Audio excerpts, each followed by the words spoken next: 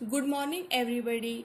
आज मैं आपको कक्षा 10वीं के विज्ञान भाग 1 का पार्ट 2 तत्वों का आवृत्ति वर्गीकरण सिखाऊंगी। तत्वों का आवृत्ति वर्गीकरण सीखने से पहले हम 9वीं कक्षा में पढ़े हुए कुछ प्रश्नों को देखेंगे। जैसे पहला, द्रव्य के प्रकार कौन से हैं? द्रव्य के प्रकार ठोस, द्रव, गैस और प्लाज्मा है। दूसरा प्रश्न, तत्वों के प्रकार कौन से हैं? तत्वों के 3 प्रकार हैं, धातु, अधातु, धातु सदृश।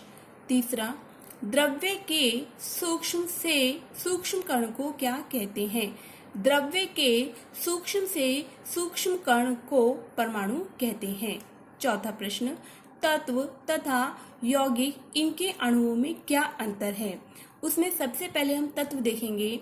तत्व एक ही पदार्थ के कणों से बना होता है और इसको हम रासायनिक और भौतिक अभिक्रियाओं द्वारा विभाजित नहीं कर सकते। उदाहरण, ऑक्सीजन, सल्फर, कार्बन, नाइट्रोजन। अब हम यौगिक देखेंगे।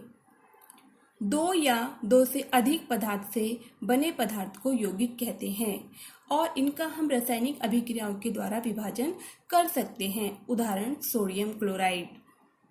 अब आगे देखो, तत्वों का वर्गीकरण। तत्वों का वर्गीकरण करने से पहले हम वर्गीकरण क्या होता है इसके बारे में देखते हैं।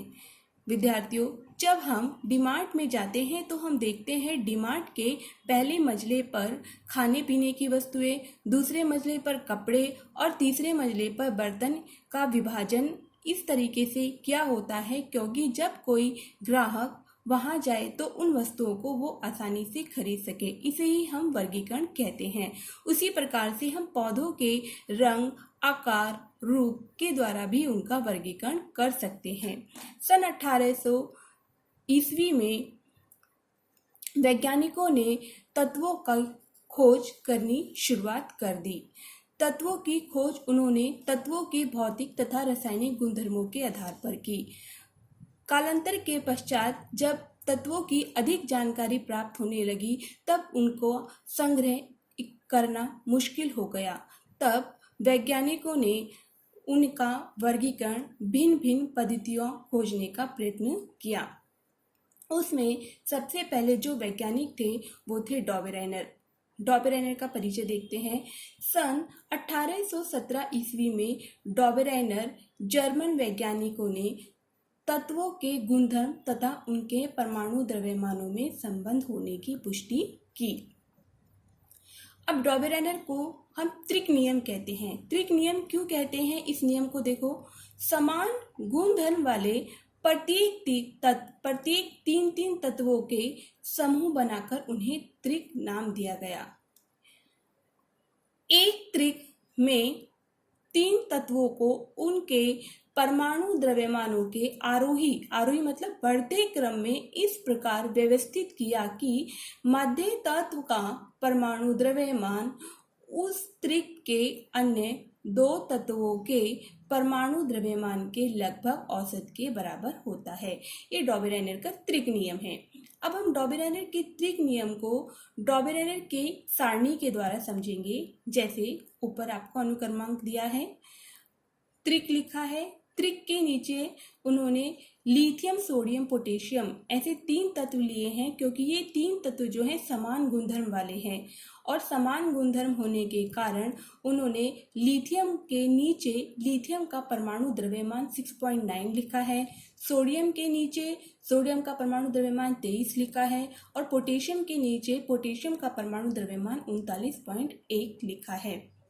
अब डॉबेराइनर का त्रिक नियम क्या कहता है कि समान गुणधर्म वाले तत्व, ये तीनों तत्व समान गुणधर्म वाले हैं, तो समान गुणधर्म वाले तत्वों में से मध्य तत्व का परमाणु द्रव्यमान, मध्य तत्व मतलब सोडियम का परमाणु द्रव्यमान पहले और अंतिम यानी लिथियम और पोटेशियम के औसत के लगभग बराबर होता है।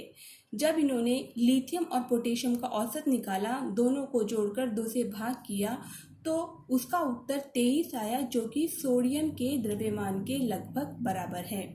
उसी प्रकार अब हम अगला उदाहरण देखेंगे कैल्शियम, स्ट्रोंशियम, बेरियम, ये तीनों तत्व भी समान गुणधर्म वाले हैं और इन तीनों तत्वों को समान गुणधर्म होने के कारण इन्होंने कैल्शियम का परमाणु द्रव्यमान 40.1, स्ट्रोंशियम का परमाणु द्रव्यमान 87.6 और बेरियम का परमाणु द्रव्यमान 137.3 दिखाया है। तो अब यहाँ पर भी डॉबेराइनर का त्रिक नियम देखो, समान गुणधर्म वाले तत्वों में परमाणु द्रव्यमानों को उनके आरोही क्रम में रखने पर बीच वाले तत्व का परमाणु द्रव्यमान पहले और अंतिम परमाणु द्रव्यमान के औसत के लगभग बराबर होता है। अब ऐसी क्लोरीन, ब्रोमीन, आयोडीन, ये तीनों तत्व भी हैलोजन से समानता रखते हैं।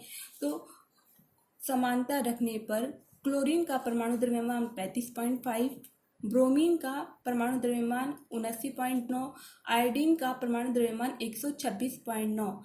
इन तीनों तत्वों को उनके परमाणु द्रव्यमान के आरोही क्रम में रखने पर बीच वाले तत्व का परमाणु द्रव्यमान यानी ब्रोमीन का परमाणु द्रव्यमान पहले और अंतिम यानी क्लोरीन और आयोडीन के औसत के लगभग बराबर होता है। इसे ही हम डॉबेराइनर का त्रिक नियम कहते हैं।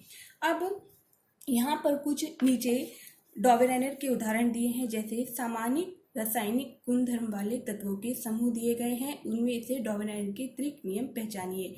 जैसे आपको दिया है पहला मैग्नीशियम 24.3 ये परमाणु द्रव्यमान दिया है, कैल्शियम 40.1 ये परमाणु द्रव्यमान, स्ट्रोंशियम 87.6। तो इसको भी हम कर सकते हैं, डॉबेराइनर का त्रिक नियम इसमें दिखा सकते हैं। यदि बीच वाले तत्व का परमाणु द्रव्यमान पहले और अंतिम परमाणु द्रव्यमान के औसत के अगर लगभग बराबर होता है तो यहाँ पर डॉबेराइनर का त्रिक नियम हम पहचान कर सकते हैं। ऐसे ही हम आगे वाला कर सकते हैं, दूसरा और तीसरे को भी आपको करना है। अब उसके बाद डॉबेराइनर के त्रिक नियम की त्रुटियां। डॉबेराइनर के काल में सभी तत्वों की खोज नहीं हुई थी तथा परमाणु द्रव्यमान भी अचूक नहीं थे। ये पहले डॉबेराइनर की त्रुटि है। दूसरा, डॉबेराइनर ने सभी तत्वों में से केवल कुछ त्रिक ही खोजे थे। तीसरा, सभी ज्ञात तत्वों का वर्गीकरण डॉबेराइनर के त्रिकों में नहीं हो सका।